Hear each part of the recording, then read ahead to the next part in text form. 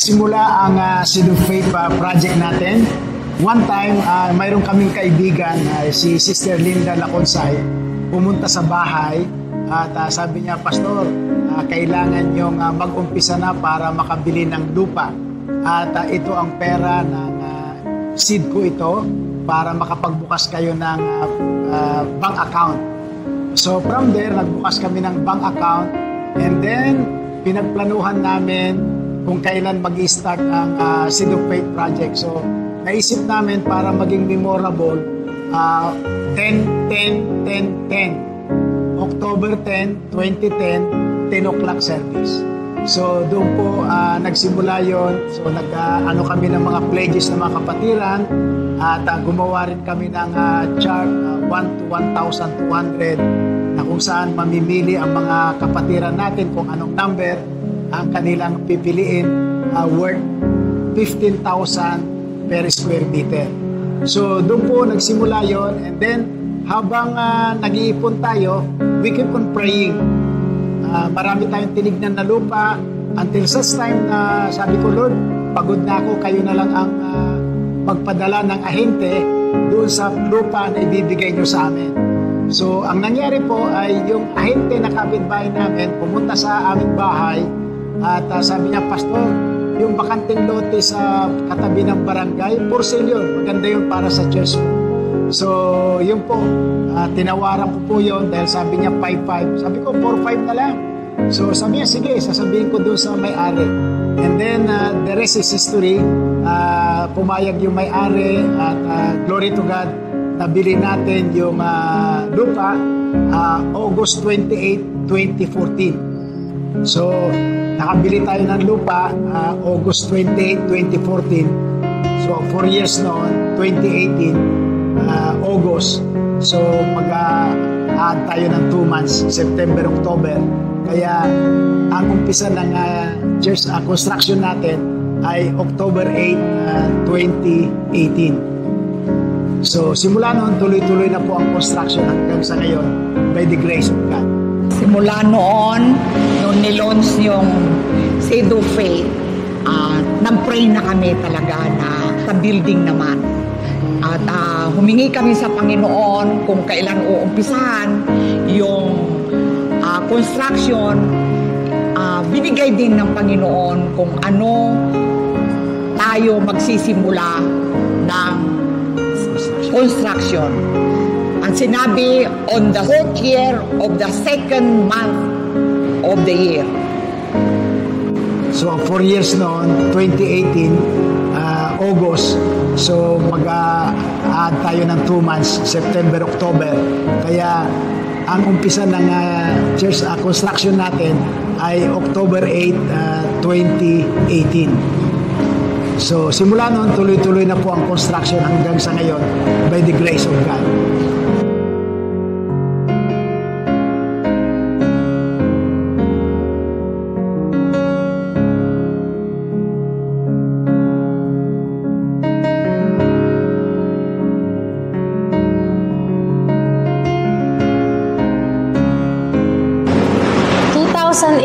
Nung narinig namin ang tungkol sa Seed of Faith project, gusto namin, pero yung estado namin sa buhay that time, mahirap talaga. At tingin namin hindi namin kaya. Pero alam mo yon, pinag-pray namin, dinesire ng puso namin. At yung prayer na yon talagang lagi na siya nasa isip at puso namin na makapag-participate kami.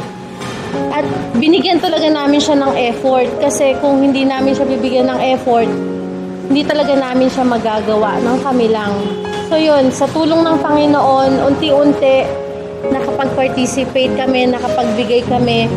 Yung inaakala naming maliit na kaya namin ay higit pa doon yung binigay at provide ng Lord para sa amin, para makapagbigay kami sa Seed of Faith project.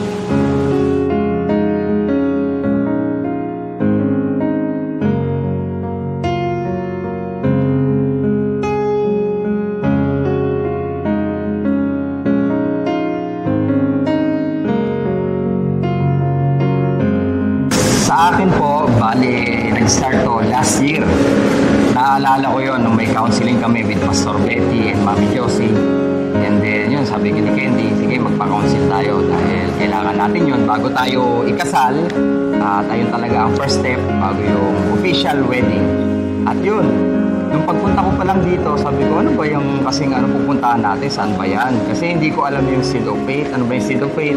Ano ba yung Miracle Building na yan? Maraming katanungan sa akin at marami akong mga gustong maliwanagan about sa Seed of Faith, about dyan sa Miracle Building na yan. At yun na nga, nung pumunta kami dito mismo sa worship hall na to, doon ko na-experience, doon ko nasabi na talagang kailangan merong akong iambag dito sa Seed of Faith, dito sa Miracle Building na to.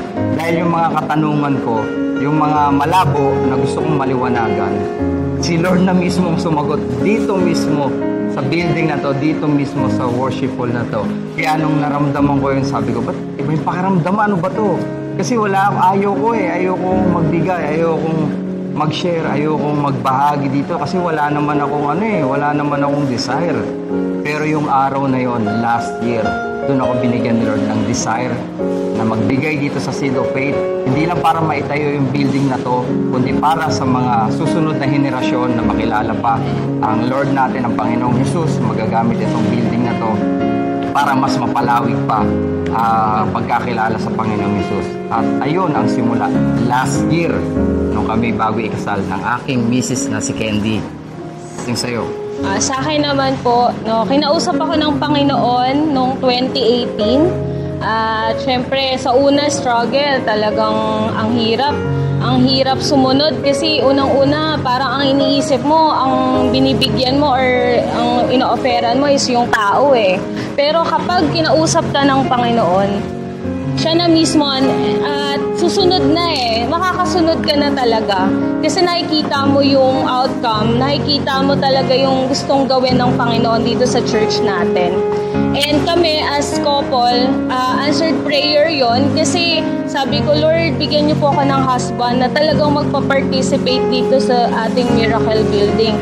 Noong 2018, nung kinausap ako ni Lord, hindi ko pa naman siya kilala, pero answered prayer po talaga dahil nga po yun binigay din ng Panginoon sa akin as partner si John Ray na siya din yung kumausap sa kanya and everything will follow po. Yung desire ko na magkaroon ako ng asawa talaga na dito kami mag-church, lahat yun nangyari po sa simpleng prayer lang. At dagdag ko na rin yung doon kasi parang iniisip ko na ano ba yan? Ano lang yan? Building, pera lang siguro yan. May masabi lang church. Kumbaga iba kasi yung naiisip ko taliwas yung aking pag-iisip pagdating dito sa pinapatayo nila. At nagtataka rin ako dati noon kay Candy, ano ba yan? Bakit siya nagbibigay dyan? Ano ba yung pinapatayo nila? Ganyan naman pag may mga church. Pero lahat ng yon binago ni Lord. Lahat ng yon talagang iniba from dito, ganito yung pagtingin ko, nag-iba Niliko ako, patalikod talagang turn around yung nangyari. Kaya praise God at meron tayong ganitong Seed of Faith na program at itong tinatawag na Miracle Building. At syempre hindi mangyayari yung ganito kung wala rin ang tulong ng ating mga leaders, especially Pastor Betty and Mami Josie at iba pang mga pastors.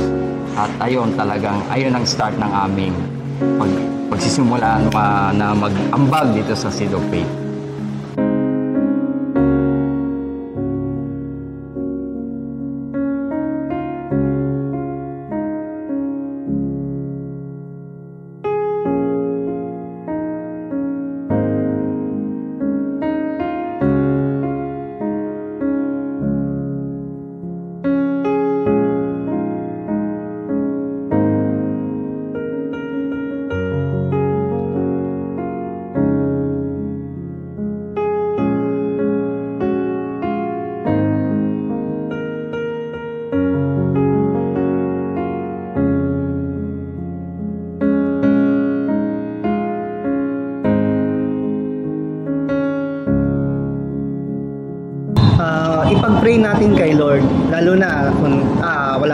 kakayahan na makapagbigay, pero nandun yung kagustuhan natin, di ba? Ilapit natin to kay Lord, ipag-pray natin to.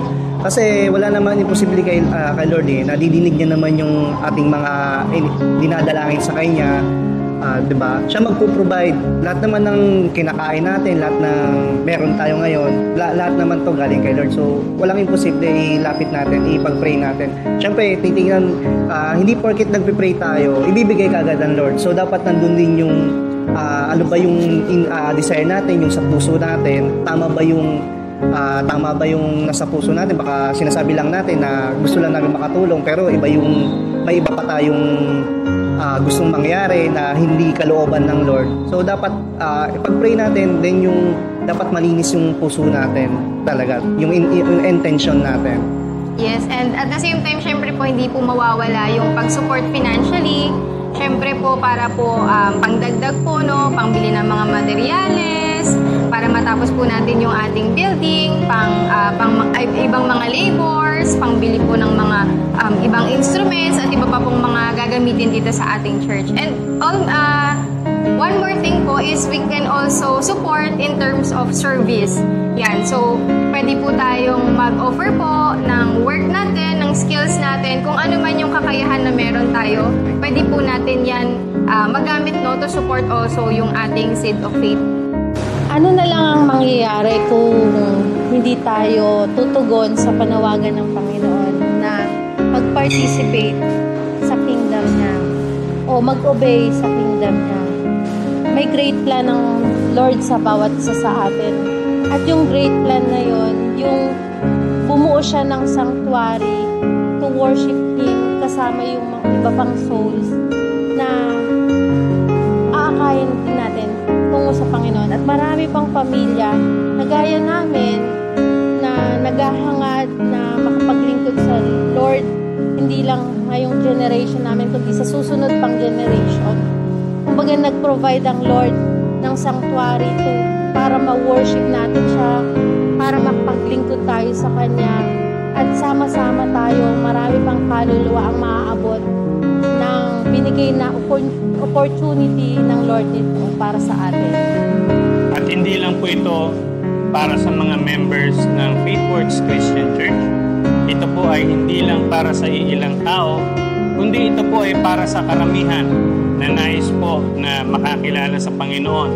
Ito po ay ang magiging sentro ng San Mateo, at hindi lamang po San Mateo, kundi nais po natin na makaabot po ang Faithworks Christian Church sa mas maraming lugar po, upang sa gayon malaman nila kung paano kumikilos ang Diyos sa bawat buhay ng isang Kristiyano. Kaya inaanyayahan po namin kayo na mag-join ng Seed of Faith Project ng Faithworks Christian Church.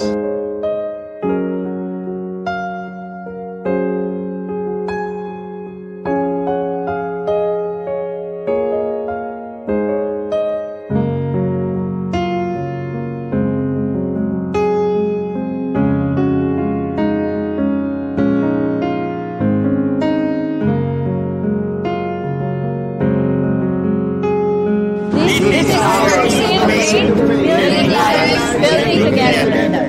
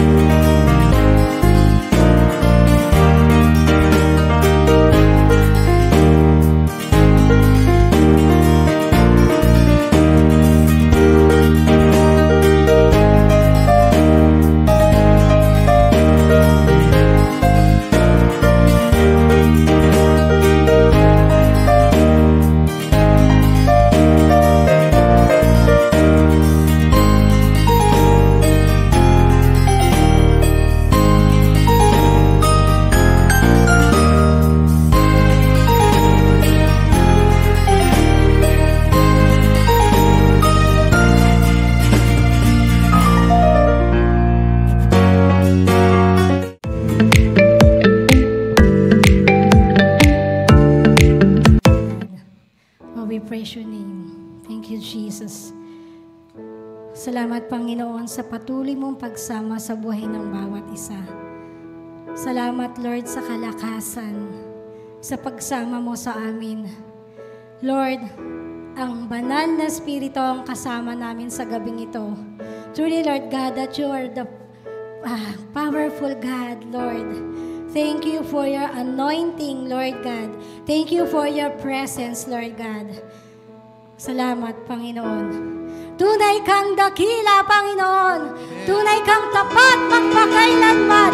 Hallelujah! Hallelujah! Hallelujah! Hallelujah, Lord. Ating pumpurihan ang ating Panginoon na Diyos na buhay.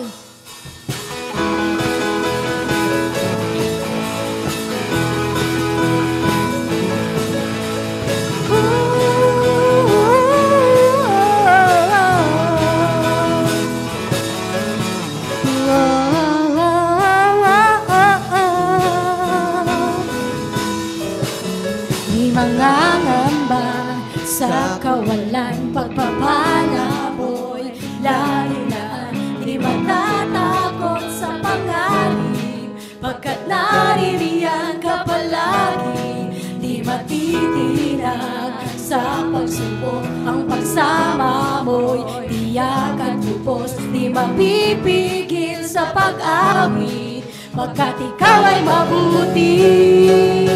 Pagkat ikaw ay mabuti. Ikaw ang aking pastol, hindi magkukulang, sapat na at higit pa. Biyaya mo'y sagana at umaapaw, sapat na at higit pa. Sapat na sa lahat kong pangangailangan, higit pa sa lahat kong inaasahan. Wala nang ang mahiling pa, pagkat ika'y sapat na, ika'y sapat na at higit pa.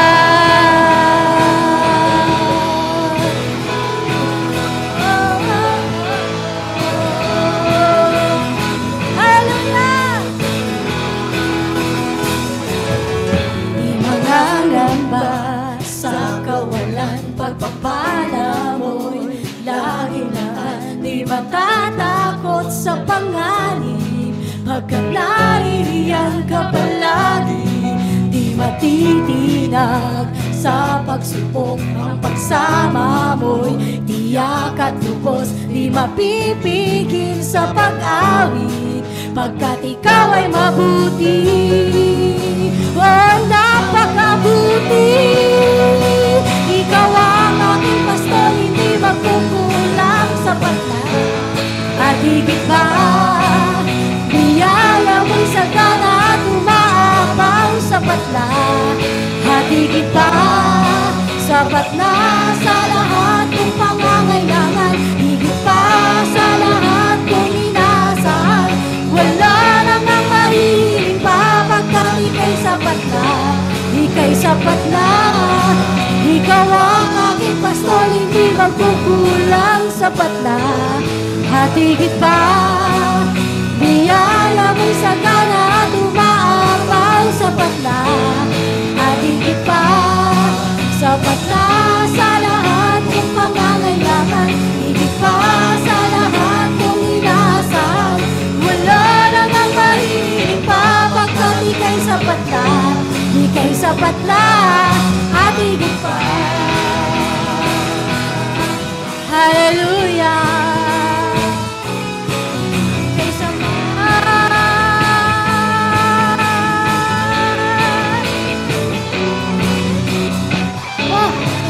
God.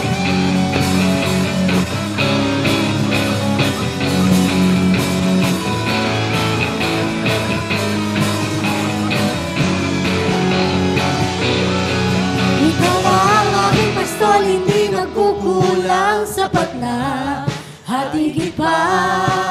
Biyaya mo'y sagana at umaapaw, sapat na at higit pa. Sapat na sa lahat kong pangangailangan, higit pa sa lahat kong inaasahan.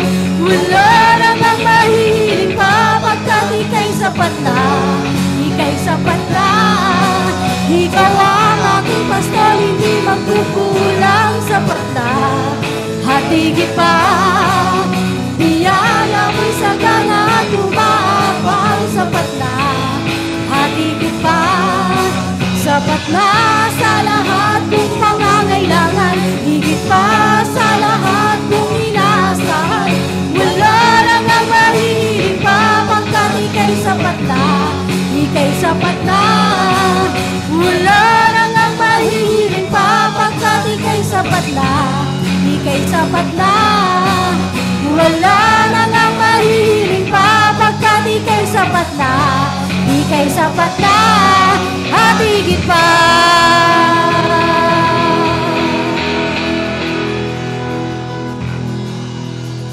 Hallelujah, Lord God. Tunay ngang pupurihin ka namin sa aming mga awit. Tunay nga na wala kaming sasambahin. Hallelujah. Oh, Jesus.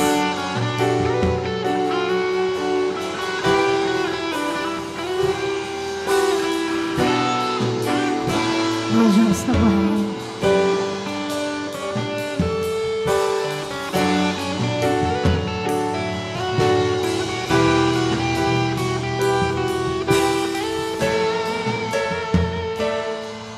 Pupurihin ka sa awit, itataas ang aming tinig, itatanghal sa buhay ko'y tanging ikaw, O Diyos. Higit pa sa kalangitan, ang iyong kalwalhatian, kadakilaan mo'y di mapapantayan. Pupurihin ka sa awit, itataas ang aming tinig, itatanghal sa buhay ko'y tanging ikaw, O Diyos. Higit pa sa kalangitan, ang iyong kalwalhatian, kadakilaan mo'y di mapapantayan. Walang hanggan katapatan, sa buhay ko'y lagi mong laan.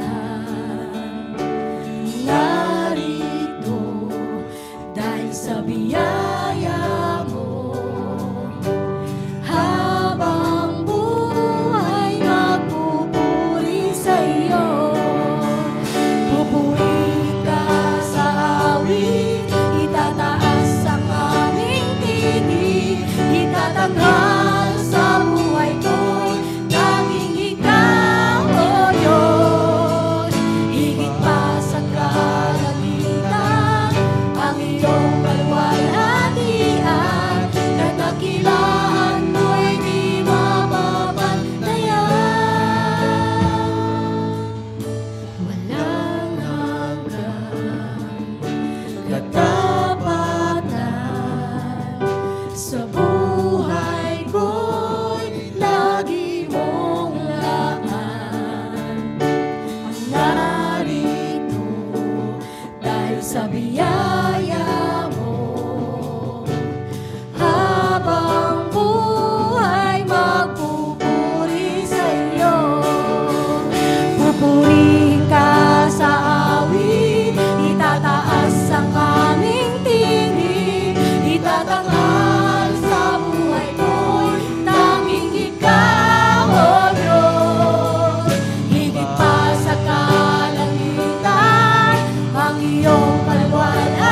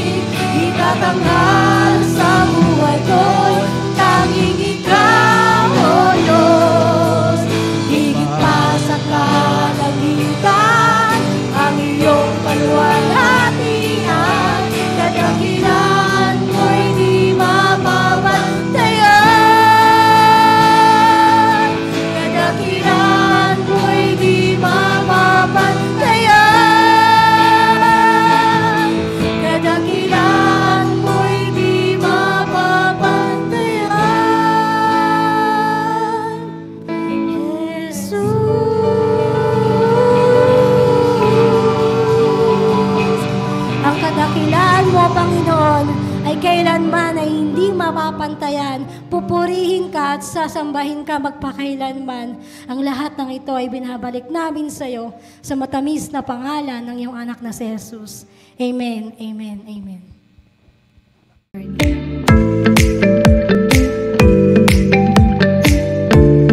Hi everyone and good evening. Welcome to our Lenten special. We are now on our Thanksgiving offering to the Lord, and I'd like to share with you the word of the Lord for us.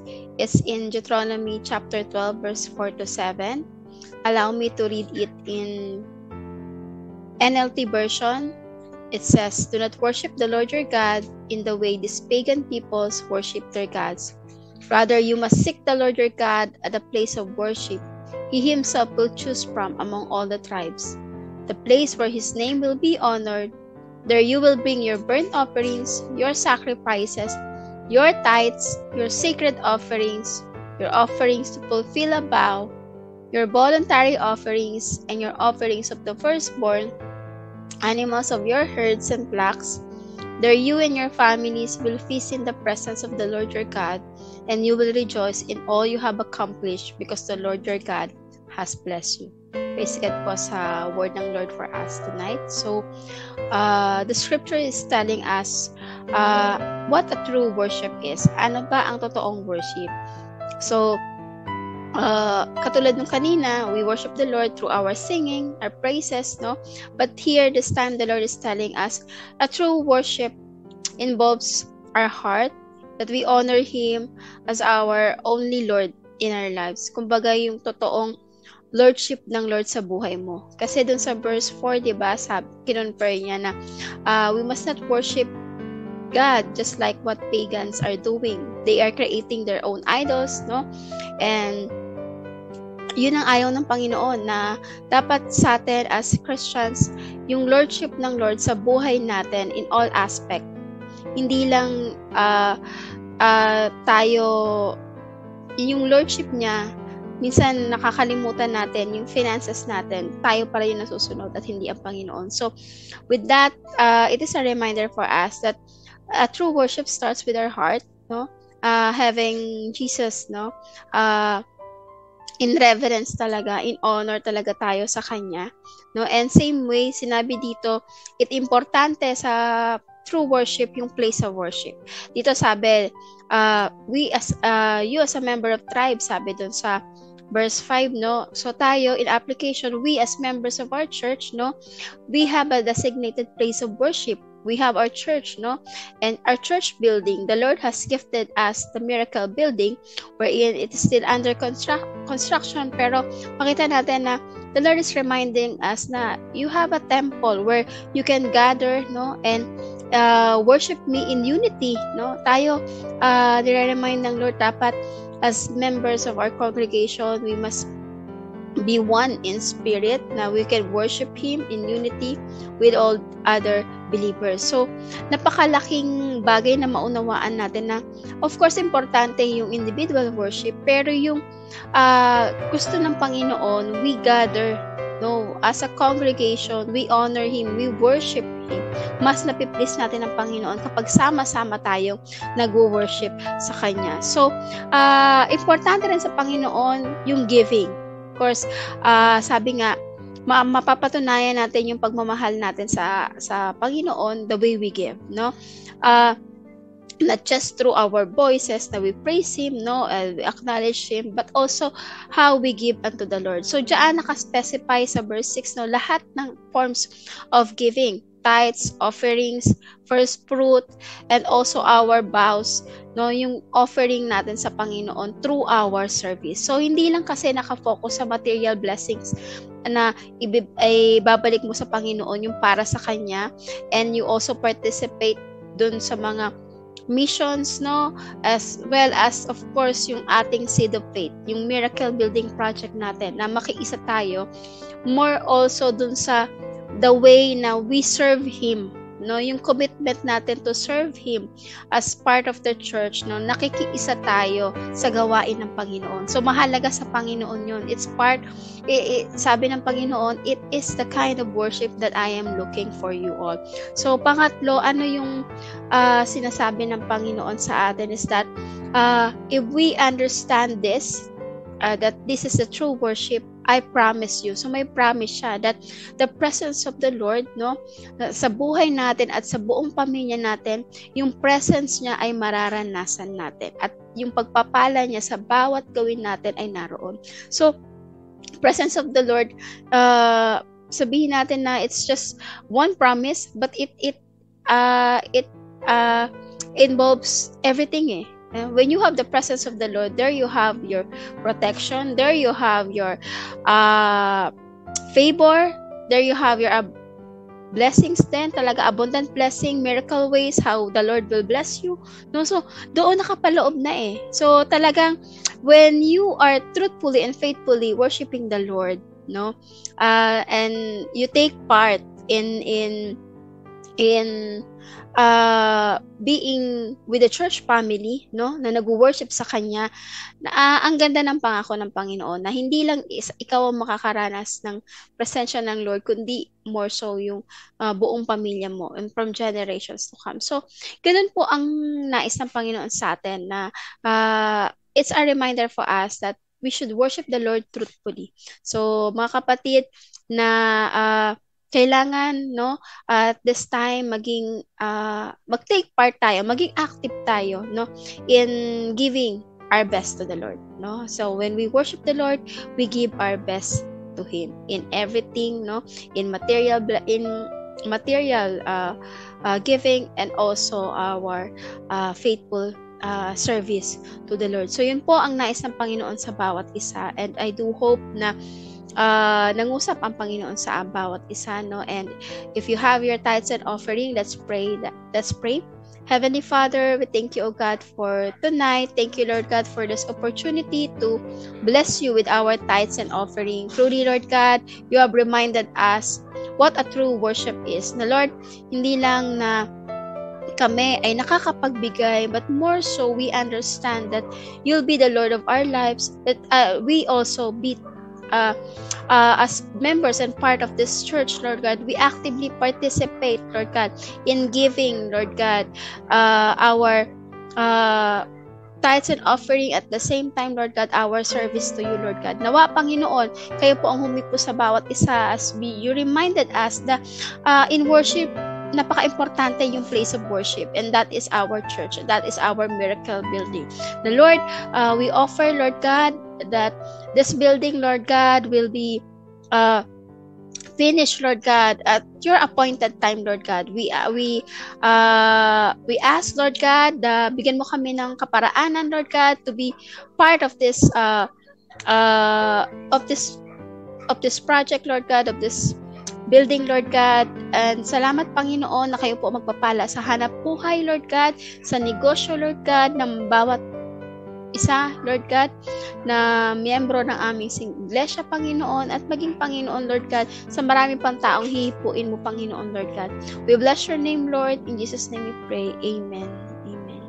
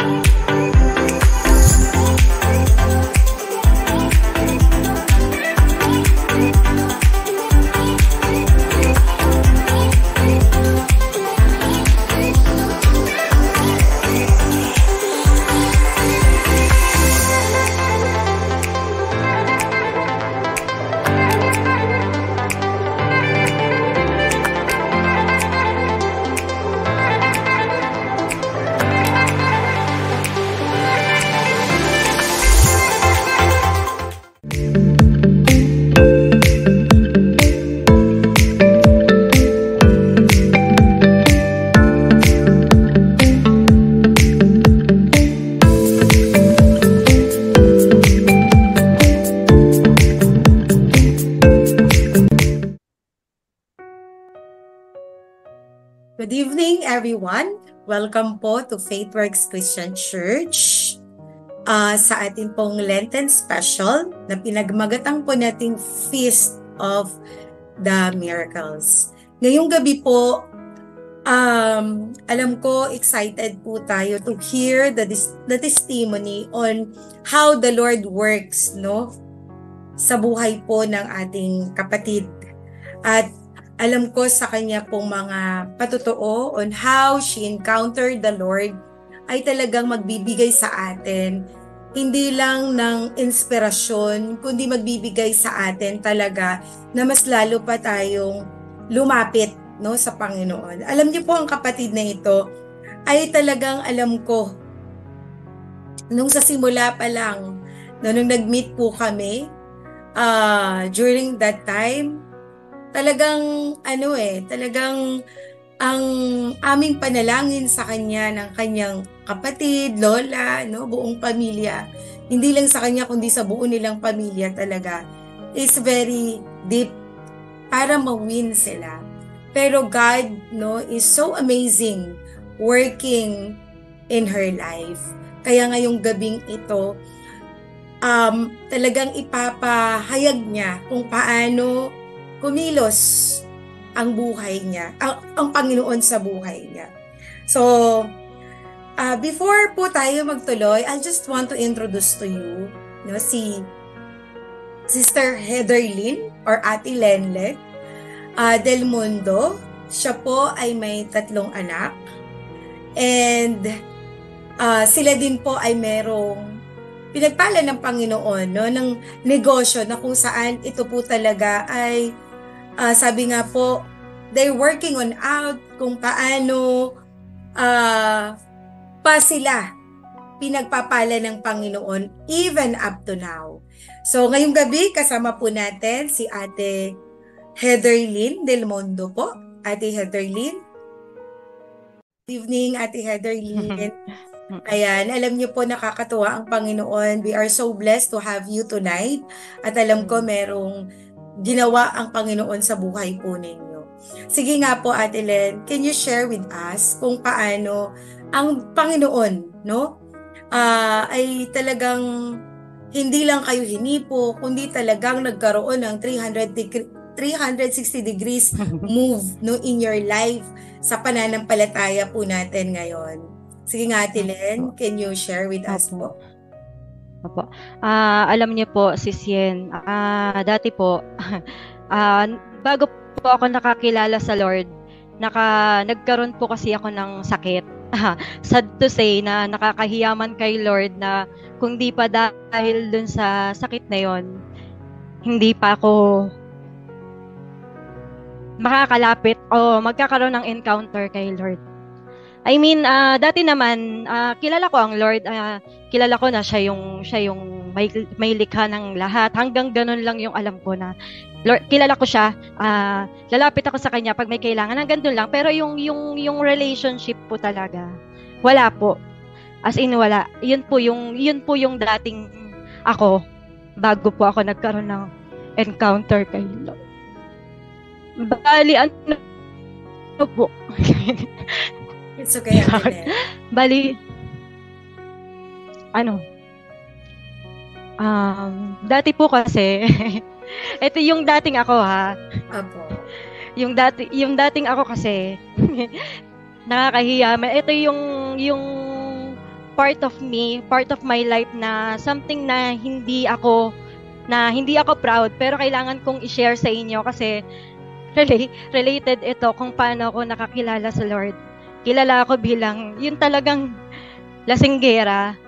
Hindi naman ako alcoholic, pero talagang simula dalaga hanggang sa nag-asawa, nagkaanak, talagang manginginom po. Hanggang sa dumating po yung time na palagi akong sinusugod sa ospital. Kasi nahihirapan akong huminga.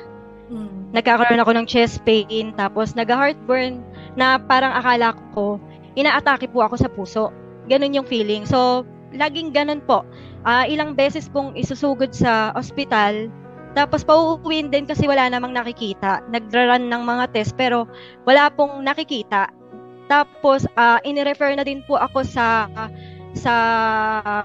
cardiologist po. Pero wala clear po yung puso ko, wala po akong problema sa puso. Ini-refer niya po ako sa gastro. Ang sabi po, yung GERD po. Yung GERD po, yung malalang version po siya ng hyperacidity na nakukuha siya sa too much na pag-iinom ng alak. Alam ko na dun talaga nanggaling. Tapos, merong mga times noon na, kasi wala talaga, hindi, yun nga sabi ko, nagpe-pray ako, pero wala akong relationship sa Lord. Merong dong time na isusugod ako sa ospital. Dasal ako ng dasal na, Lord, wag muna. Lord, wag muna, please, bata pa yung mga anak ko. Lord, wag muna kasi pag nawala ako ngayon, saan ako? Kasi itong time na yon, alam ko, nawala pa ako sa Lord. Tapos, na mga time na yon, pumupunta po ako sa Aranzazu dahil yun yung nakagawian yun sa Nuestra. Andyan magtitirik ako ng kandila dahil akala ko iyon yung tama. Titirik ng kandila, tas magdarasal na magpa-pray na i-extend pa yung buhay ko, ganon. Tapos hanggang sa isang araw, si Lola Flor, nakita ko po siya, sabi niya, ang payat-payat ko daw, ganyan. Tapos sinabi ko po na may sakit ako. Tapos sabi ng Lola Flor, attend ka sa sa Bible study namin, may Bible study kami. Tapos umattend naman po ako. Tapos nung pag-attend ko ng Bible study, sabi, attend ka ng church sa FCC. So, dun po ako nagsimula na mag-attend sa FCC. So, nung una po parang medyo nawi-weirdohan pa ako sa mga tao na parang, ano ba to? But parang yung ginagawa nilang pag-prison worship that time, parang ano yung ginagawa nila? Parang ang OA naman ng mga tao, ganon, yung nag-iiyakan, ganyan. Kasi wala pa po akong relationship sa Lord. Until such time na continuous lang po yung ginagawa ko, na alam ko na unti-unti nagkakaroon ako ng relationship sa Lord, na unti-unti nagkakaroon po ako ng deeper relationship sa Lord. Kaya po hanggang ngayon, tuloy-tuloy lang po yung ginagawa ko. Alam mo, Sister Yen, nung mga time na yon, napakadami ko pong experience dun sa sakit na to. Kasi akala ko, okay, hindi sakit sa puso, pero GERD lang pala. Yung pala, hindi rin pala siya nilalang. Kasi yung GERD po sa akin, as in malala. Alam mo, nakakaranas po talaga ako ng gabi-gabi. Takot akong matulog. Takot akong kumain. Kasi pagkagabi, dun po umatake yung GERD dahil pag nakahiga na, umaakyat yung acid. So, nahihirapan kang huminga. Takot ako matulog kasi laging, pag natulog ako ngayon, baka hindi na ako magising, baka alas na gabi ko na. Laging ganun po, kaya hindi ako natutulog, nakaupo lang po ako. Ganun po, ilang buwan po na ganun yung suffering ko. Yung sa pagkain, takot akong kumain kasi lahat ng kainin kong food, inaatake ako ng acid, umaakyat yung acid. So, pumayat po ako, lumalim yung mata ko. Meron pa pong times na dadalhin ako sa doktor, niresetahan ako ng anti-anxiety. Sabi ng doktor, nakakaantok daw yung gamot. So, nang inanom ko po siya noong gabi, naglalaban yung antok at yung takot ko, na sinasabunutan ko yung sarili ko. So, iyak ako ng iyak sa asawa ko. Sabi ko, Daddy, ayokong matulog, natatakot ako. Ayokong matulog, inaantok ako pero natatakot ako. Sabi niya, Mami, anong nangyayari sa'yo? Bakit tila ka nababaliw? Sabi niya gano'n. Sabi niya, sige, kung ayaw mong matulog, halika. Lakad tayo sa labas. Lakad kami sa Villa. Iniikot niya ako labas kami ng sasakyan, iniikot niya ako para lang hindi ako antokin, hindi ako matulog. Ganon katindi yung suffering ko sa sakit na to. Pero continuous kasi yung ginagawa ko. Continuous lang yung faith sa Lord na by faith, alam ko pagagalingin ako hanggang kasi hindi ako gumagaling sa gamot Ilang months akong naggamot, hindi po gumagaling yung sakit ko. May lagpas 8 months to 1 year, hindi po gumagaling yung sakit ko. Kaya, continuous lang po ako sa ginagawa ko. Ngayon po, okay na po ako. Dumating na lang po yung time na, ay, eto na pala ako. Nakakakain na ulit ako ng maayos. Eto na ulit ako. Nakakatulog na ako ng maayos. Alam mo po, yung sa nangyari kasi na yun, hindi po yung physical healing ang gusto ng Lord sa akin, kundi yung encounter sa kanya, yung gusto ko ng healing, nag-aasa ko ng healing, pero in the process, na-encounter ko yung Lord. Yung sickness na to, siya yung nag-lead ng direction sa ating ultimate healer. Ayun po. Praise God, no, Ate Len? Alam nyo, dun po sa kwenento ninyo, naalala ko during that time, kasi 'di ba, continuous ang Bible study natin. Katatapos lang ng pandemic. I guess, katatapos lang ng pandemic na yon. So, naalala ko, yung kapatid nyo po, no, si Brother Harold, talagang praying for you, si Lola, sina Ate Noemi, sina Kuya Donon, praying for you. Kasi, maybe alam nila kung ano po yung nangyayari sa inyo. Diba? And during that time, naalala ko po, no, nung unang meet up natin, hindi ko sure kung naka-attend ka na ng Bible study, no? Nung unang meet natin, kina Lola Flor, I think, Christmas party ng Manalo family. Na hindi ko alam na may struggle ka na nun. But the moment, alam niyo po yun na parang, nagpipray ako, Lord, isa sa mga kapatid ni Kuya Harold that we are praying for to win, no, sa Panginoon. Pero Lord, alam niyo po, hindi natin alam kasi nga the lifestyle iba po talaga, di ba? Ate Len, during that time. Pero nung time na talagang may appointed time na sa Panginoon, naalala ko po yun nung dumalo ka na sa online Bible study natin, kasi di ba ang discipleship po or yung ating mga Bible studies, on-site man yan or online, malaki talaga ang naitutulong sa atin. Tama po ba? And yung nangyari po sa inyo, nung unang attend nyo po, ay sabi ko nga, hindi maigsi ang kamay ng Panginoon na kahit online lang, talagang you surrender and you commit your life to Jesus Christ. Diba? Naalala ko nun, umiiyak pa kayo, Ate Len, kasi deep in my heart, hindi ko alam yung sitwasyon yun na may pinagdadaanan kayong ganun. Pero dun po sa mukha ninyo, makikita na talagang depressed kayo. Tama yung sinabi nyo kanina, makikita na yung sinasabi nyo wala kayong tulog, takot kayong matulog kasi baka hindi na kayo magising, maybe something like that, di ba?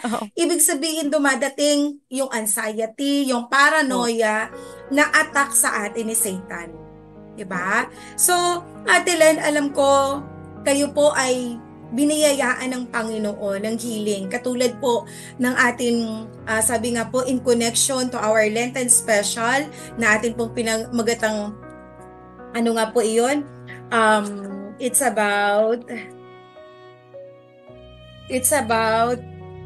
the miracles, the Feast of the Miracles. So, dapat talaga atin pong itong i-celebrate, ipunyagi, no? Kung paano kayo pinagaling ng Panginoon. Pero I have this question, Ate Len.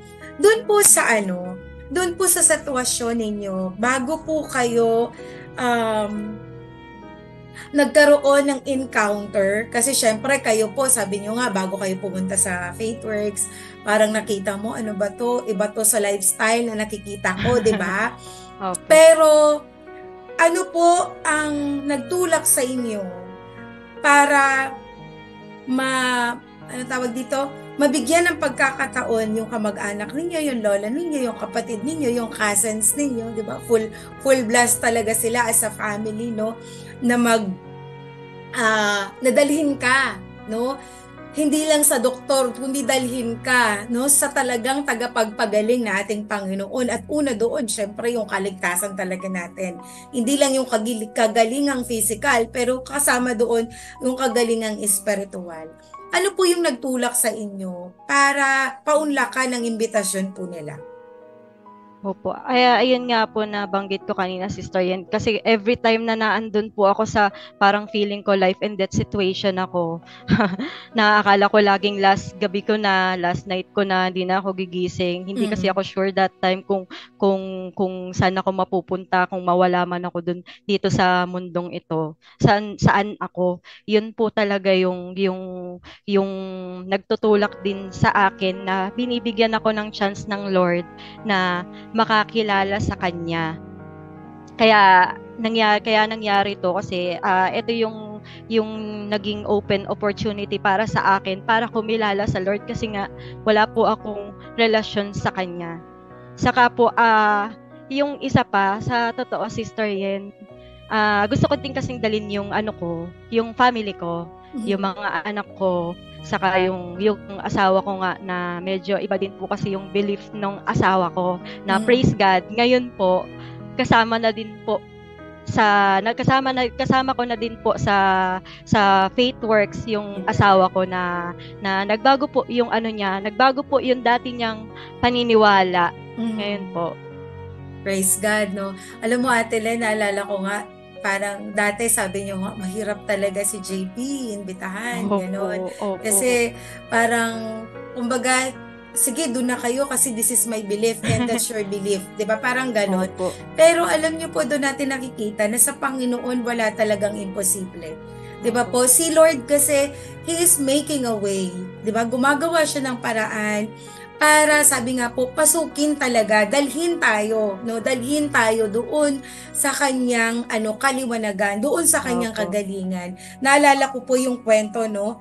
Yung kwento po ng 12 years, yung babaeng 12 years, no? Na dinudugo, Ate Len. Kasi sa sitwasyon po ninyo, ang nangyari po is nagpa-doktor kayo. Diba? Nung nagpa-doktor kayo, ano lang yung sinabi? Parang, diba? GERD lang. Kung baga, kung tutuusin, pag narinig mong GERD, sa thought ng ibang tao, ay hindi, lang, simpleng sakit lang siya. Pero sa totoo lang, yung GERD po kasi, doon po sa na-encounter ninyo, hindi siya normal. Kasi bakit? Nag-mix ka na. Ibig sabihin, parang dumating sa point na may GERD ka na, may sakit ka na, masyadong mataas yung uric acid nyo po, tapos hindi ka na nakakatulog, naging paranoid ka na, no? Yung anxiety ninyo, di ba po, na parang, alam mo yung mamamatay na ba ako, kukunin na ba ako ng Panginoon? Parang feeling ko, napakasimple lang naman ng mga bagay na ito. Di ba? Kasi mahirap po talaga sa buhay natin, no? Na minsan, ang simpleng akala natin, simpleng sakit lang. Pero, kapag wala tayong pagtitiwala sa Panginoon, katulad po nung nangyari sa inyo, ate, di ba pa pwedeng ika-lost ng buhay? Hindi lang yung lost spiritually, kundi ikaka-lost talaga ng buhay natin physically without knowing our God. Di ba po? Pero Ate Len, ano po yung nag-udyok sa inyo para mas i-engage nyo yung sarili nyo? Hindi lang for joining the faith groups, kundi lakaran talaga yung pananampalataya. Nung time po na yun kasi parang sobrang takot na takot talaga ako eh. Takot na takot ako. Humihingi ako ng strength sa Lord na humihingi ako na mawala yung mga worries ko, mapalitan ng peace.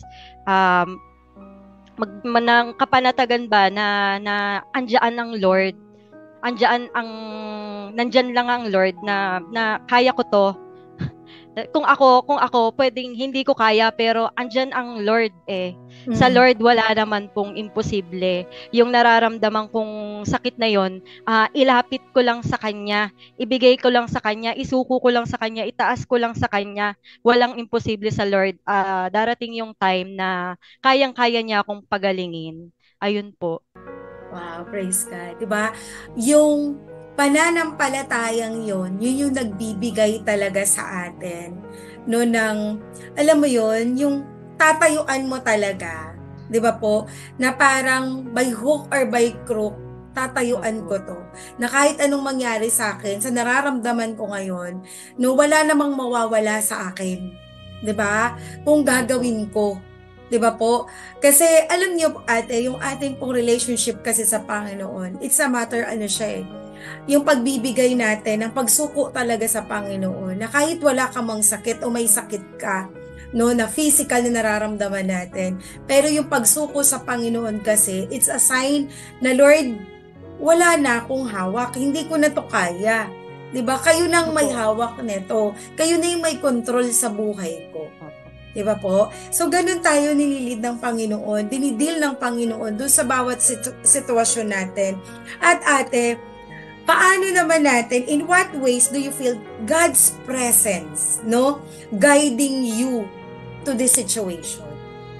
Diba? Paano naman kayo ginaid ng Panginoon to this very, alam mo yon, parang, sabi ngo nga, parang, it's a matter of life and death na parang, ang simple lang, Lord, life and death agad, diba? Kasi nga, naiintindihan ko kayo ate, kasi nga, yung relationship natin, hindi naka-align eh. Naka-align tayo na kaya kong magpagaling, diba? Kaya kong magpadoktor, diba po? Pero, hindi kasi tayo nakabase lagi sa gamot eh. Diba po? Siguro na-encounter nyo po na mas iba ang pagpapagaling ng Panginoon kaysa dun sa mga gamot o sa doktor na ibinibigay sa atin na resetahan ka ng ganito. Kasi bakit? Physical lang yun, no? Physical. Pero sa Panginoon kasi it involves the mental. 'Di ba? The mental natin, yung spiritual natin, 'di ba? Yung physical natin kasi kung ano nilalaman ng isip natin, ano nilalaman ng espiritu natin, 'di ba?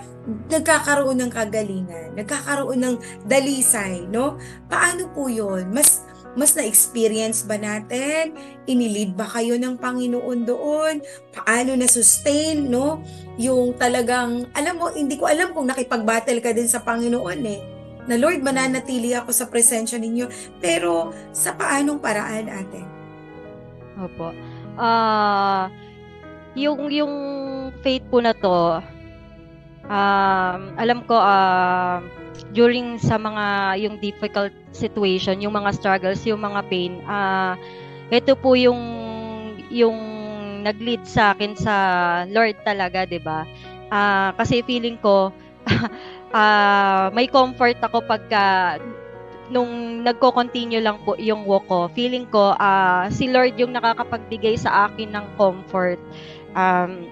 Ayun nga, mas pinapatatag niya ako. Araw-araw naman po yung tuwing gigising ka sa umaga na parang Lord, thank you kasi ito gising na ako, may na nandito pa ako, binigyan niyo ako ng another life. Mararamdaman mo na yung presensya ng Lord kasi makikipag-usap ka na na dati hindi naman ganun yung ginagawa na hindi ako natututong magpasalamat sa bawat gising ko sa umaga, pero nung after ko na po, nung magkasakit, dun ko lang na-appreciate yung ang Lord. At doon lang ako natuto na magpasalamat, na bawat gising ko magpapasalamat sa Lord. Tapos kakausapin ko siya na, Lord, kayo na po bahala sa akin ngayong araw na to, Lord, i-guide mo po ako, Panginoon. Bigyan niyo ako ng lakas para makayanan po yung araw na to, na makakain ako ng maayos, makakatulog ako ng maayos. Kayo po yung bahala na malalampasan ko tong mga pain, tong suffering, tong struggle na to sa sakit ko. Hihingi lang ako ng guidance sa Lord po. Ayun po. Yan. Natuto tayong maging dependent sa Panginoon. Natuto nating i-appreciate yung bawat hininga, no, sa pagising natin sa umaga. Kasi alam mo, ang buhay naman natin ngayon, our life journey as a believers, no, ng ating Panginoong Hesukristo talaga is a process, 'di ba? Process of journeying our faith in Him. Kasi hindi naman yan biglaan. Pero alam niyo yon, yung buhay, ako pag nakikita ko po yung life niya before, alam mo yan, hindi ko lang maalala ate, anong year po ba tayo nag-start or kayo na nag-join sa Faithworks? Nakakaisang taon na ba or I forgot? Mahigit po, at September 2022 po ako September 2022 po ako nung mga time na isinusugod ako sa ospital. Tapos the next month lang po noon, ayun po, nagsimula na po ako mag-join sa FCC noon. Wow, 'di ba? Sa biyaya po ng Panginoon. At unti-unti talaga tayong tinuturuan. Minsan 'di ba, lalapit pa tayo sa Panginoon, yung parang akala natin lagi na lang last resort ang Lord. Opo, 'Di ba sa yun. buhay natin? Kumbaga, parang kung wala na talagang choice, sige na nga, 'di ba po? Pero hindi, habang tayo kasi binibigyan ng Panginoon ng opportunity to live. 'Di ba po? It's not only to grab the opportunity, pero lagi nating iisipin na ito ay isang opportunity, no? The privilege of God for us to know Him. 'Di ba? Yung totoong buhay talaga, no, na atin pong paglakad sa Panginoon. Pero Ate Len, sa ngayon po, kamusta na kayo? Kamusta Sa na po ngayon po, kayo? Opo. okay na po si Sien. Ayun nga, sabi ko kanina, 'di ba, na ano ko na lang, nagising na lang ako na namalayan na hindi ko namamalayan na eto na pala ako, okay na nakakain na lahat ng gusto kong kainin. Nakakatulog na din ng maayos, ng may peace. Ayun po. Na normal na ulit, nang walang tinitake na kahit na anong gamot, wala pong tinitake na kahit na anong maintenance po. Wow, praise God. 'Di ba? You Opo. are free. 'Di ba po? That's the power of God in you. Kasi alam nyo, ang Diyos natin talaga ay may kapangyarihang magpagaling. 'Di ba po? Opo. Ang Diyos talaga natin ay may kapangyarihang i-restore tayo doon sa mga inagaw ni Satan sa atin. 'Di ba? He is powerful enough to do anything, 'di ba po, for us na tayo'y kanyang mga anak. 'Di ba po? So, nakakatuwa lang Ate Lenlen, no? Kasi alam niyo po, habang ako ay, sabi ko nga, I'm praying na, Lord, who's the one, Panginoon, na talagang magkakaroon ng impact yung buhay niya by sharing her or his testimony. At alam niyo po, isa kayo sa pinaalala ng Panginoon. Kasi sabi ko nga, babalikan ko ulit, yung nakita ko kayo before, at nung nag-meet tayo online doon sa Bible study, alam mo yung naaalala ko pa, 'di ba? Yung depressed na mukha, 'di ba? Yung talagang surrendered ka na kasi last resort na lang ang Panginoon, 'di ba po? Pero now, no, nakaka-inspired, nakakatuwa na makita na kayo ay patuloy, no? Sabi ko nga, katatapos lang ng ating ministry fair, no? At nakita ko kung paano kayo nagiging masigahasig na mag-asawa. Diba? Kayo ni Kuya JP, ng buong pamilya, talagang pursuing God, no? Pursuing God. Slowly, no? At alam ko yung desires ninyo ay, alam mo yun, nandun na kayo sa paglilingkod sa paglilingkod. Pero lagi ko nga paalala sa inyo na just pray kung saan po talaga kayo ililid ng Panginoon. Kasi hindi naman nagmamadali ang Lord. Ang importante, ipoposition lang kayo ng Panginoon kung saan talaga kayo magagamit ng ating Panginoon. So ate, ano naman yung mga encouragement na pwede mong maibigay, no, sa ating mga kapatid na nanonood kung sila man ay nakakaharap ng katulad mong sitwasyon from the moment na talagang no God, no Jesus in life, and now there's this new life in Him. Ayun po. Sa lahat po ng nakakaranas ng pain, ng suffering, ng mga sakit o ng trial sa buhay, may purpose ang Lord kung bakit nangyayari yan. Maaring ngayon, hindi mo alam kung bakit nangyari, kung bakit ka nagkasakit, kung bakit ka nakakaranas ng ganyan. Instead na questioninin mo ang Lord kung bakit yan ang ibinigay sa'yo, mag-ask ka ng guidance sa Lord. Lord, i-guide mo ako. Lord, bigyan mo, hindi ko man naiintindihan, Lord, kung bakit nangyayari to. Wag kang mag-question sa Lord. Hindi mo man naiintindihan kung bakit nangyayari, pero Lord, i-guide mo ako.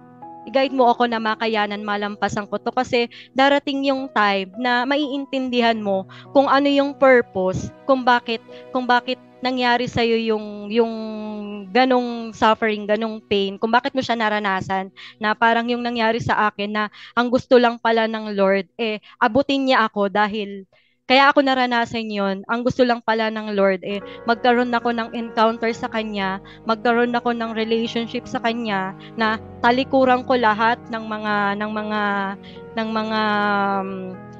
nakasanayan na hindi maganda at lumapit sa Kanya ayun, i-surrender nyo lang lahat sa Lord.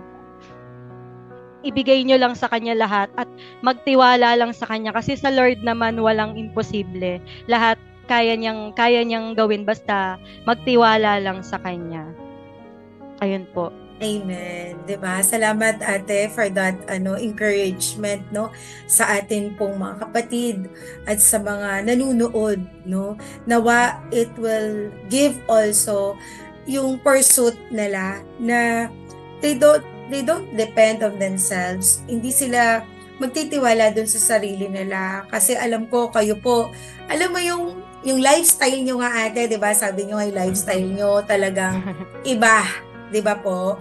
Iba yung lifestyle nyo. Kasi pagka nandun ka talaga sa buhay na ganun, parang you don't care anything. Di ba? Parang yung gusto mo kung ano yung gusto mo. Ginugusto mo kung ano yung gusto mo. Tama ba? Pero this now, no, hayaan lang talaga natin na pagkatiwalaan ng Panginoon sa buhay natin. Wala naman kasing mawawala if we trust the Lord, if we surrendered our life to God. Diba? Wala namang mawawala eh. At marami siyang ibinabalik sa atin. Diba? Ano pa yung idinadagdag sa atin ng Panginoon? Hindi lang inalis ng Panginoon yung mga sakit natin, 'di ba? Hindi lang inalis ng Panginoon yung mga balakid sa buhay natin, sa kaisipan natin, kundi inalis din ng Panginoon yung mga sagabal, 'di ba? Sa buhay natin para lakaran natin yung buhay ng pananampalataya kay Hesukristo. 'Di ba po? Natalikuran talaga yung buhay na Lord, ayoko na ng ganung buhay. 'Di ba? Na masaya ka lang at that moment. Pagkatapos, 'di ba, harap ka ulit sa panibagong buhay na parang ganun lang, nakakapagod na buhay. 'Di ba? Kasi alam naman natin yung buhay po talaga nang wala ka sa Panginoon, 'di ba? Gigising ka, tatayo ka, pero it's just a matter, ganito ulit ang buhay. 'Di ba? Harap na naman ulit ako sa sakit. Parang walang laging excitement. Di ba po, pag wala ang Panginoon, wala talagang excitement. Masasadlak tayo, sabi nga sa kadiliman, masasadlak tayo sa buhay na paikot-ikot lang at walang peace, walang joy, walang healing, no, inner healing na binibigay sa atin ng Panginoon. Di ba? So Ate Lenlen, isa na lang po. Nung tinanggap niyo po si Jesucristo bilang iyong Diyos at sariling tagapagligtas, hanggang ngayon po, kamusta ang buhay ninyo? Si Sien, sabi, di ba nga sabi, hindi naman porket Kristiyano ka na tinanggap mo na si Lord, hindi naman na exempted ka na sa mga trials. Exempted ka na sa mga trials kasi kasama mo na ang Lord. Hindi po. Hanggang ngayon po, simula po nung nakakilala kami sa Lord, simula noon, sa araw-araw po, sa month na dumarating, merong panibagong trials na dumarating na mas nakakapagpatatag ng faith namin sa Lord, na mas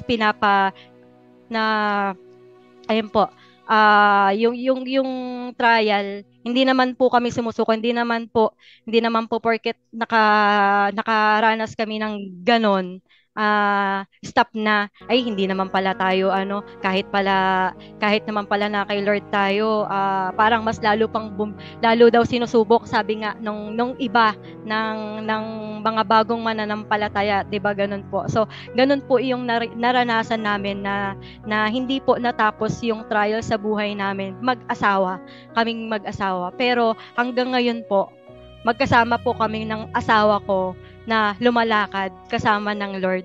Hindi po kami natapos dun sa mga ibinabato sa aming trials, hindi po nag-end dun kasi sa bawat trials alam po namin na walang ibibigay ang Lord na hindi namin makakayanan. Walang ibibigay ang Lord na hindi namin mapagtatagumpayan basta kasama namin siya.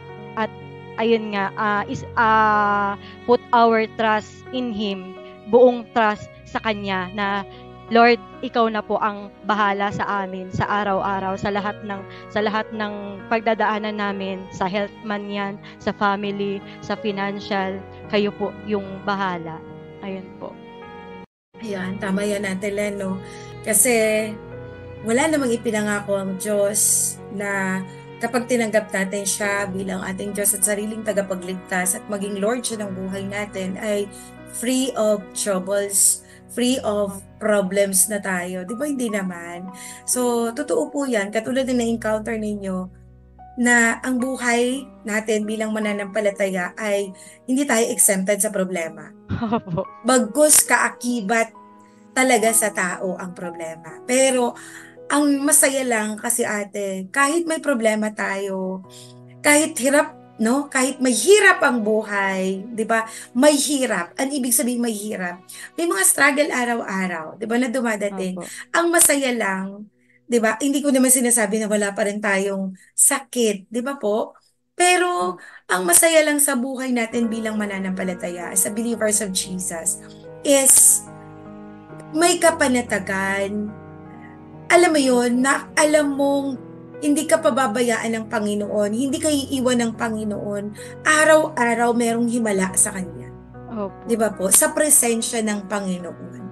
Di ba? Araw-araw merong buhay na puno ng pagsusorpresa ng Diyos sa atin. Di ba po? Kaya patuloy, sabi ko nga, no, nakakatuwa kayong makita na mag-asawa kasi bakit? Parang the other day, katulad ng nabanggit ko po, nung nagkaroon lang tayo ng ministry fair, natuwa ako dun sa asawa niyo po kasi akala ko magkukomit siya into the feeding ministry, pero habang sinishare ko sa kanya na kahit hindi ka mag-join to that feeding ministry, pwede kang magpaabot ng inyong pagpapala sa feeding ministry. So, ano ibig sabihin nun? Kasi, alam niyo po kayo mag-asawa, nakikita namin na yung willingness niyo na magpagamit sa Panginoon. 'Di ba? Kasi you understand that everything comes from the Lord. 'Di ba? Katulad po ng nangyari sa inyo, yung buhay po natin, everything comes from the Lord. Yung source ng buhay, yung source ng kagalingan, 'di ba? Talagang sa Panginoon lang nanggagaling, sa Panginoon lang nagmumula. Lahat ng iyon. Kaya patuloy lang, no? Kayo at ang buo niyong pamilya, kahit anong mangyari, no? Ang buhay, sabi mo nga ate, ang buhay ay hindi free of problems, hindi free of troubles, kundi tanggapin natin, harapin natin na talagang kaakibat ng buhay natin ang mga problema, no? At patuloy pa tayong magpalalim sa Panginoon at i-pursue pa natin na, Lord, saan mo ako pwedeng gamitin na ang pangyayari sa buhay ko ay magbigay din ng pagpapala sa iba. Diba? Na somehow, maraming katulad ko, no? Na somehow, maraming katulad ko na parang wala ng pag-asa, pagod na sa buhay, ayaw matulog kasi takot mamatay. Diba? Pero somehow, sa mga nanonood sa atin ngayon, no? Magbibigay sa kanila ito ng inspirasyon at encouragement na hanapin, no? Na unahin or bigyan ng opportunity at privilege na makita ang Panginoon. Hindi lang siya papakinggan mo, kundi lalakaran mo. 'Di ba? Na kapag may nagsabi sa'yo, katulad ng lola mo, ng mga kamag-anak mo, no, join ka, pumunta ka, 'di ba? Umattend ka, 'di ba? Walang ibang solusyon diyan sa sakit mo kundi ang Panginoon, 'di ba? Somehow may mga ganun tayong kapatiran. And I encourage each and every one, no, mga kapatid, na tayo din, alam ko, hindi lang si Ate Lenlen, hindi lang si Ate Lenlen ang may ganitong sitwasyon. At bawat isa sa atin, no, sabi ko nga kanina, I believe that each and every one kailangan natin ng Jesus. Nasabi nga po kanina sa nabanggit ko kay Ate Lenlen.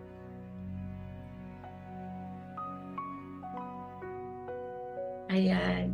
Makita natin, no, sa testimony po ni Ate Len na kung paano niya pinursut, kung paano niya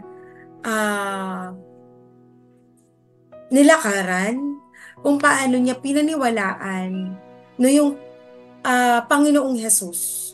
Na sa kanya, sabi nga namin kanina, yung last resort na lang ay ang Panginoon.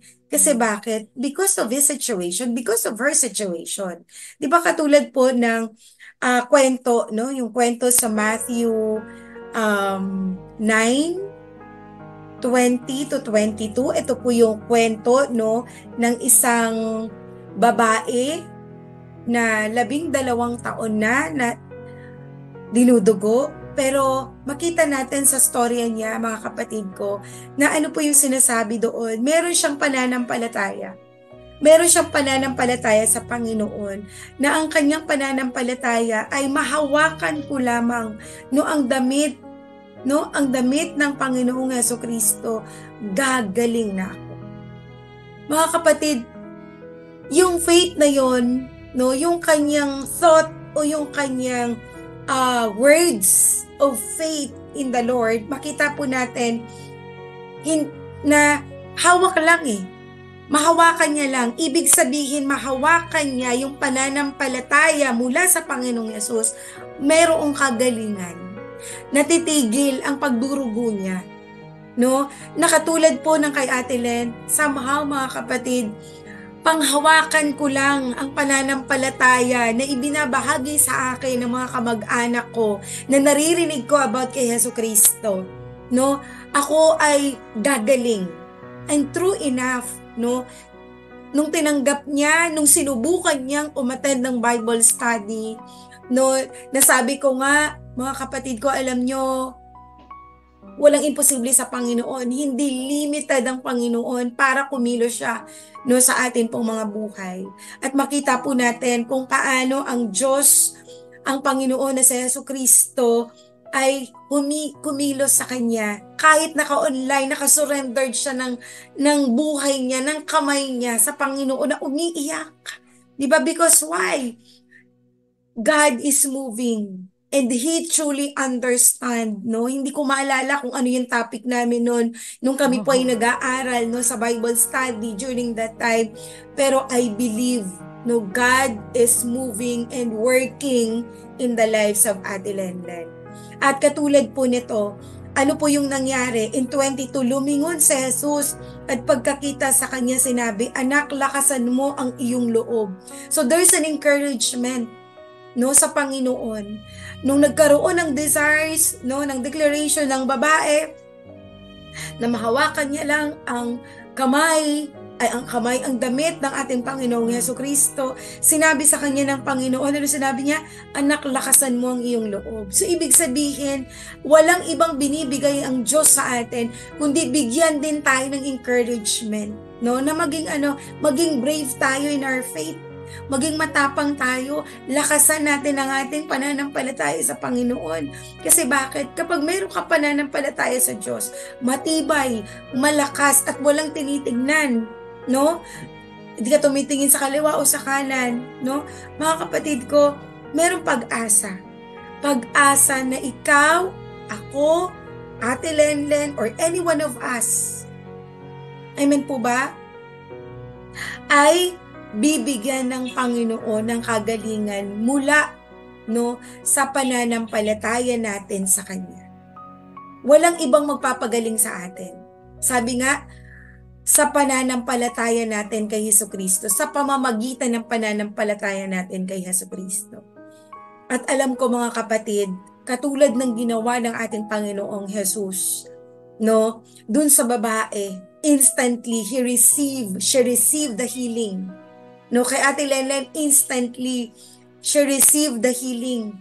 And now, sabi nga niya kanina, wala na siyang gamot, wala na siyang iniinom. At makita nyo naman po yung buhay niya, yung buhay nilang pamilya, yung mukha niya, napakaaliwalas. Diba? Na parang hindi siya dumaan sa, sabi nga sa depression, sa tindi, because emotionally depressed siya Down siya because of the sickness. Na kinaharap niya. Na feeling niya, iyon na yung ikabibigay ng katawan. Takot siya, bakit? Maliliit pa yung mga anak niya. Lord, wag muna ngayon. Diba, hindi pa takda. So, nung nagkaroon siya ng restoration sa Lord, nagkaroon ng buhay. no, nagkaroon ng pag-asa. At ngayon po, pinagpapala at patuloy pang pagpapalain ng Panginoon. Amin po mga kapatid. At alam ko ngayon din, no, sa ating pong mga sitwasyon sa buhay, mga kapatid ko, hawakan lang natin. Hawakan natin ang pangako, ang ating pagtitiwala sa Panginoon na may kaya siyang gawin sa buhay po natin.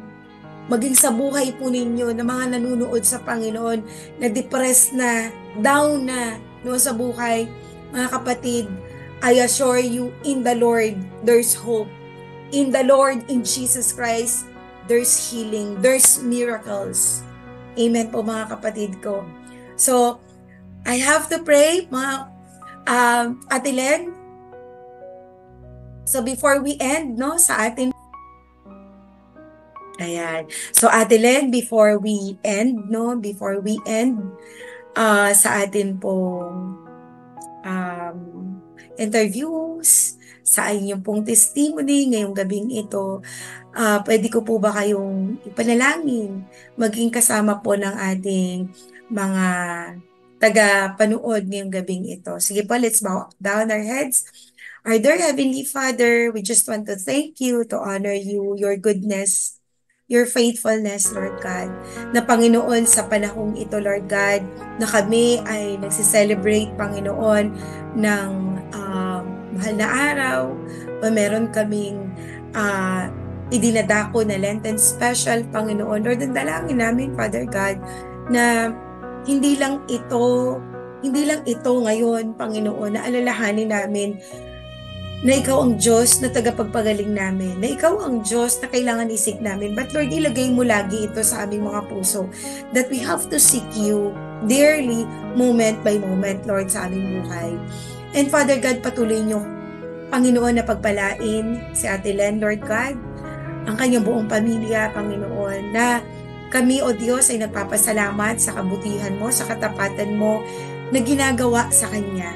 Father, I do pray na sa kanyang encounter, Lord, Panginoon, patuloy mong gamitin ito na maging living testimony, maging buhay na patotoo sa pamilya niya, sa mga taong nakapaligid sa kanya, sa mga tao, Lord, na patuloy na ilalapit niyo sa kanya, Panginoon, at gamitin niyo ang buhay nila, buhay ng pamilya nila, Panginoon, na makapag-share powerfully kung gaano kayo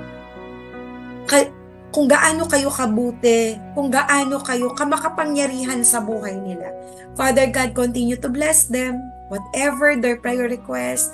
Lord, patuloy niyo silang pag-ingatan, patuloy niyo silang pagpalain, at patuloy na iparanas, Lord God, ang mga himala ninyo sa kanila, araw-araw, Panginoon.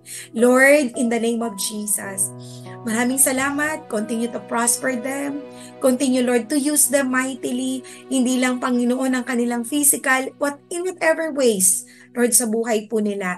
And Father God, sa gabing ito, Panginoon, maging sa aming mga tagapanood, Lord, I do pray and we pray, Father, Lord, in the same, Panginoon, in the same na ginawa niyo, Lord God, sa buhay, Panginoon, ng anak niyo sa Ate Lenlen. Father, kumilos ka. Gamitin mo, Panginoon, Lord, ang mensaheng ito, ang testimonya niya, Panginoon, to reach other people na, Panginoon, nawawala na ng pag-asa. To reach people, Panginoon, na kung saan-saan tumatakbo, Panginoon, nandyan kayo para ibalik sila sa inyong paanan, Father God. Lord, maraming salamat po. Patuloy mo, Panginoon, na pagpalain ng bawat isa. Lord, I declare healing upon healing, miracles upon miracles, Lord, blessings upon blessings, Lord God. Patuloy namin, Lord, na pagtitibayin ang aming pananampalataya sa inyo. Patuloy namin, Panginoon, Lord, na isisik ka lagi sa buhay po namin. Katulad po ng babaeng pinagaling ninyo. Maraming salamat, Lord God. We just want to praise you, to honor you, and magnify you sa aming mga buhay. We thank you in Jesus' name. Amen and amen. So maraming salamat mga kapatid for watching us. I hope that you, alam niyo po, kayo po ay napagpala ng amin pong ng testimonya ni ate at po ng aming handog po sa inyo. Maraming salamat po and God bless everyone.